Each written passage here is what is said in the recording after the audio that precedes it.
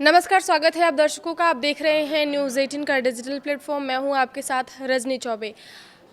1 अप्रैल से सिर्फ कैलेंडर नहीं बदलेगा। भारत में 1 अप्रैल 2026 से नए वित्तीय वर्ष की शुरुआत हो रही है।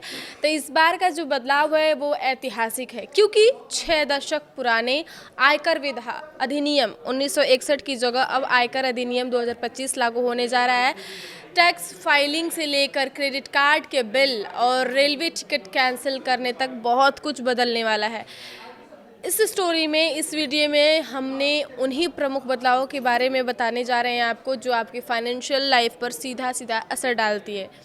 अब फाइनेंशियल ईयर और असेसमेंट ईयर की जगह सिर्फ एक टैक्स ईयर होगा, यानी जिस साल आप कमाएंगे वही आपका टैक्स ईयर कहलाएगा।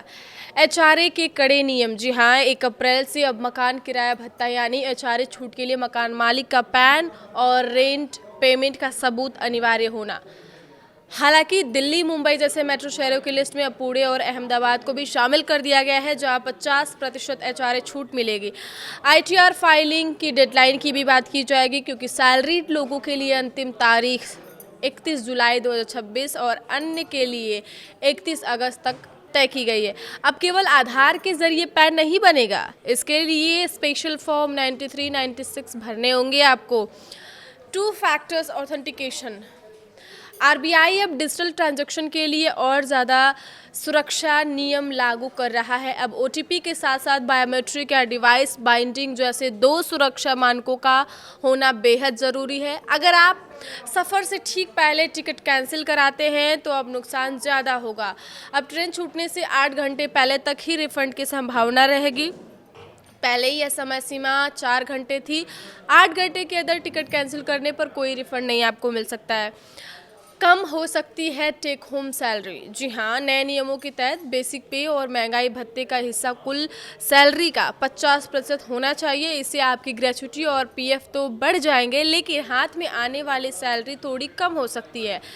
1 अप्रैल से होने वाले अगर बदलाव की बात की जाए तो सबसे बड़ा जो बदलाव है वो है अब से सभी डिजिटल ट्रांजैक्शन जैसे यूपीआई, कार्ड, वैलेट के लिए 2 फैक्टर ऑथेंटिकेशन ज़रूरी होगा। ट्रांजैक्शन के दौरान अब सिर्फ एसएमएस पर आया ओटीपी काफ़ी नहीं होगा।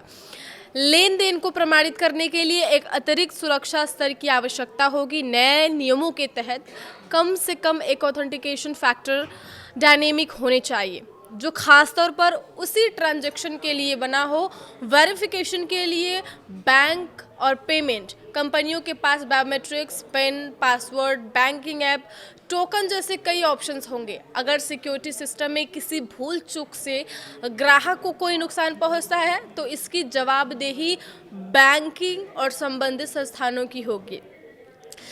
इन सब चीज़ों से आम इंसानों को क्या फ़ायदा मिलेगा, या जो भी यूपीआई, जो सारी चीज़ें यूज़ कर रहे हैं डिजिटल पेमेंट का ऐप, उनके लिए क्या फ़ायदा है? अगर इस बारे में बात करें तो नए नियम के चलते मान लीजिए कि अगर किसी को आपके मोबाइल पर ओटीपी आए, ओटीपी के बारे में पता भी लग जाए, तो भी वह पेमेंट नहीं कर पाएंगे, क्योंकि इसके पास आपका फिंगरप्रिंट या दूसरा सिक्योरिटी लेवल नहीं होगा।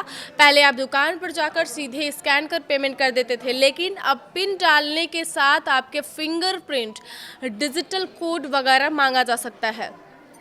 इससे सिम स्वैप से भी सुरक्षा मिलेगी। कई बार हैकर्स आपके नाम से दूसरा सिम निकाल लेते हैं, लेकिन अब सिर्फ किसी के नाम से अपने पास सिम होना काफ़ी नहीं होगा। अब से अगर कोई आपके फ़ोन से बड़ी रकम ट्रांजैक्शन करने की कोशिश करेगा तो उससे सिस्टम अपने आप ही एक्स्ट्रा वेरिफिकेशन देगा। आगे की खबरों के लिए आप देखते रहिए न्यूज़ 18 का डिजिटल प्लेटफॉर्म। धन्यवाद।